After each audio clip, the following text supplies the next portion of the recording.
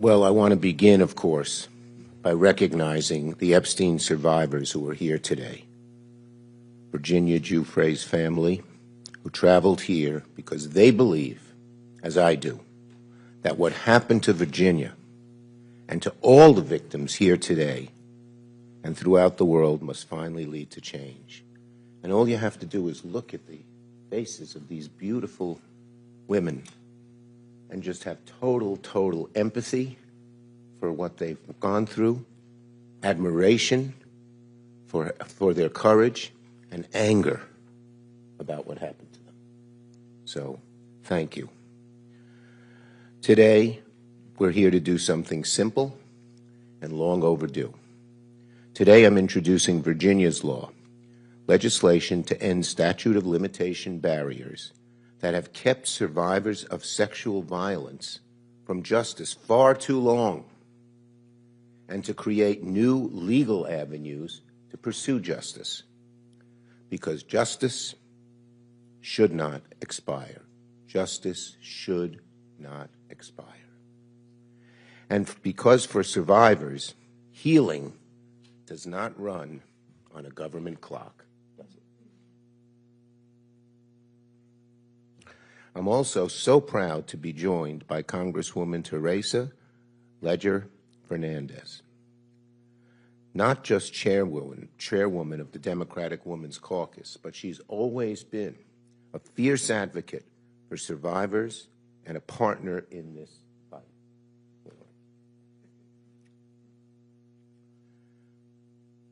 She's a champion and a fighter, and that's what a bill like this requires, a fighter who will relentlessly push for the cause of justice. Justice. That's what we demand, justice. And here is World Without Exploitation and Sigrid McCauley, whose work, along with the survivors, helped shape this legislation. We thank her. The bill exists. Why? Why does the bill exist? Because people refuse to accept silence as the end of the story. It's that simple. It cannot be when something this dastardly and this terrible and this heart-wrenching happens. For years, survivors of Epstein's abuse were ignored. They were doubted, they were silenced, they were dismissed. And even when the truth finally came out, even when the world finally listened, too many survivors were still told by the law, it's too late, your justice has expired. Not because the harm wasn't real, not because the abuse didn't happen, but because the system ran out the clock. When they were told, it's too late, your justice has expired, we aimed to change that. And that's what we're trying to do today. When you say the system ran out the clock, tough rocks, too bad, too late, that's not justice. That's a system that protects abusers by waiting survivors out. Our law, Virginia's law, changes that. It allows survivors to seek accountability when they're ready, when they're strong enough, supported enough, able to face the weight of civil litigation. Sometimes it takes years to recuperate from the horror that occurred. Why should the government say, well, we're setting an arbitrary time when you are able to pursue your case? Our law makes clear that abusers and those that enabled them cannot escape responsibility by running out the clock. It makes clear that the law will empower survivors to pursue justice, and it recognizes something survivors have always known. Time does not erase harm. Time does not erase harm. Jeffrey Epstein depended on silence and fear, on a system that protected power instead of protecting people. Today we are saying no more. This bill carries Virginia Giuffre's name because she spoke when so many were told not to. And because her story and the story of the survivors standing here today, and we salute you again, all of you, for your courage. These nice faces. It shouldn't have happened to you. It shouldn't have happened to you. So, no survivor should ever be told again that the law failed them and that time mattered more than truth. The survivors of Jeffrey Epstein have waited long enough. Virginia waited long enough. The time for justice is now, and Congress must act. So now let me call on our great leader in the House, Representative Teresa Leger Fernandez. Where'd you go? Oh. Thank you. Thank you so much, Leader Schumer, for your amazing work on this issue, which is not new. You have championed these issues for many, many, many years in the House and in the Senate. But I want to also acknowledge the survivors. We have shed tears together because what happened was horrible. The cover-up and the abuse that continued by refusing to acknowledge the pain and the crimes and everything that happened was also an injustice. And that's what we are here to do today, to say that justice delayed is indeed justice denied. And one of the lines that the survivor shared with me early in the many meetings we've had, and it's chilling, it's a chilling warning that Jeffrey told them. He gave them this warning. He told the women and young girls, I have the government, I have the banks. In other words, you are powerless. Imagine hearing that from the man who abused you. Imagine being a young girl, a young woman already traumatized and being told that the system, the government, the institutions, the courts, the powerful are on his side.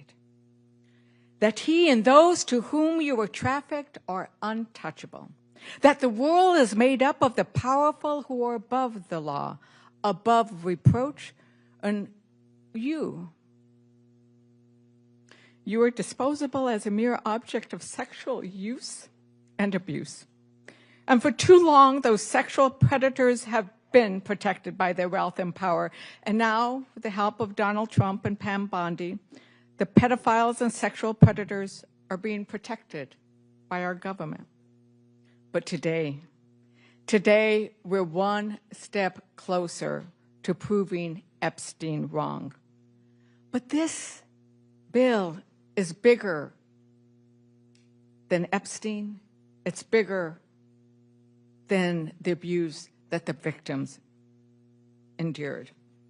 It takes years for victims of abuse to feel safe enough to come forward. And time should never be a weapon in the abuser's arsenal. Virginia's law eliminates the statute of limitations for key federal civil claims brought by survivors of trafficking and sexual exploitation. It includes a look-back window, so survivors who were previously barred, who were told, no, you do not have access to the courtroom, so they have time to now go back and seek justice. And it clarifies that traffickers cannot escape accountability by committing abuses in another jurisdiction. You don't get to escape prosecution by simply putting predators and victims on a plane to a private island or a mansion in Florida or a ranch in New Mexico. Because justice should not depend on a calendar. Justice should not depend on geography, and it should never depend on how powerful your abuser is. To Virginia Giuffre's family, thank you, thank you, thank you for letting us use her name in this law. It's her courage that we are honoring today with Virginia's law. Her courage unlocked the first set of gates that were protecting the rich and powerful. This bill will unlock the doors to the courthouse for the survivors. And to every Epstein co-conspirator and sexual predator, we're coming for you. And to Donald Trump and Pam Bondi, how dare you? How dare you use the Department of Justice, a government agency which by its name is intended to bring justice, to use it to prevent justice, to protect yourself and that predatory circle of abusers. And so I join with the senator and with the leader. Yes, let's pass this bill. Let's prove Epstein wrong. And now I want to recognize, as I was talking to Sky and Amanda Roberts, we talked about how they couldn't have imagined that this day would come. And we talked about how, yes, it's been a long journey. But before Virginia, there was one of those big arroyos or chasms that you see in New Mexico, right? There was no way to cross it. But what Virginia did was build the bridge. And now we are crossing that bridge because of the bravery and the words and the wisdom. And I'm sorry for the loss of Virginia. But she has left something so powerful for all victims. And so I now like to recognize Sky and Amanda Roberts.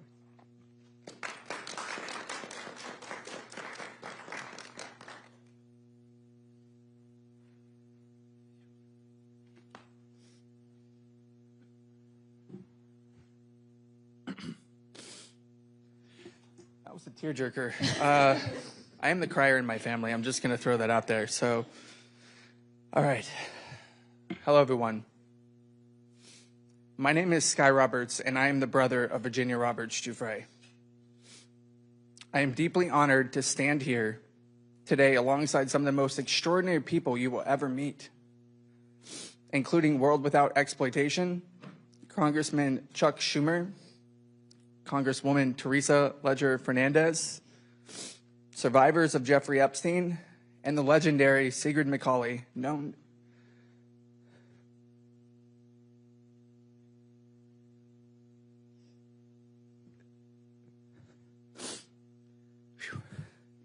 to many of us as Siggy.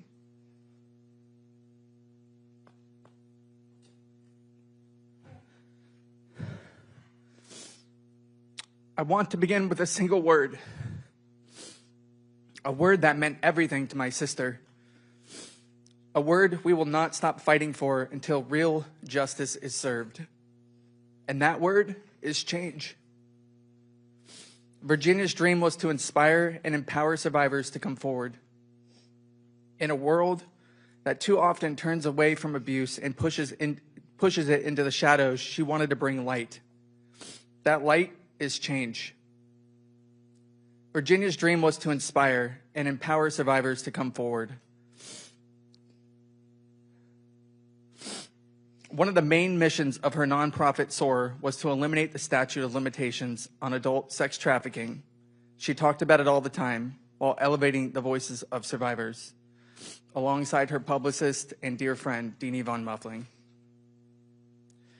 Today, we give Virginia her voice back. We amplify the voices of survivors around the world.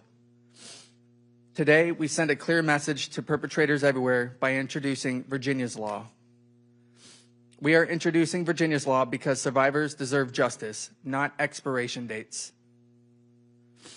Change must mean justice, not someday, not in speeches, not in private settlements, justice in law, justice in court, and justice in the form of consequence.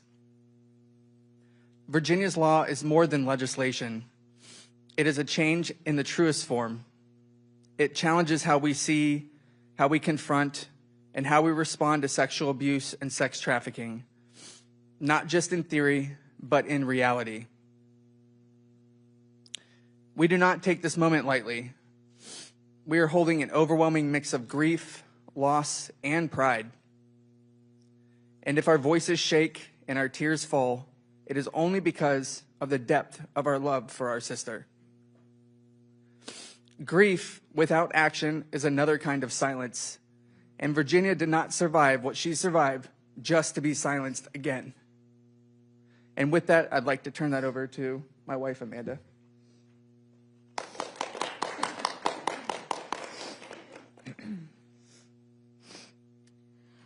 Virginia was a passionate voice, a fierce warrior, and an unwavering advocate for survivors everywhere.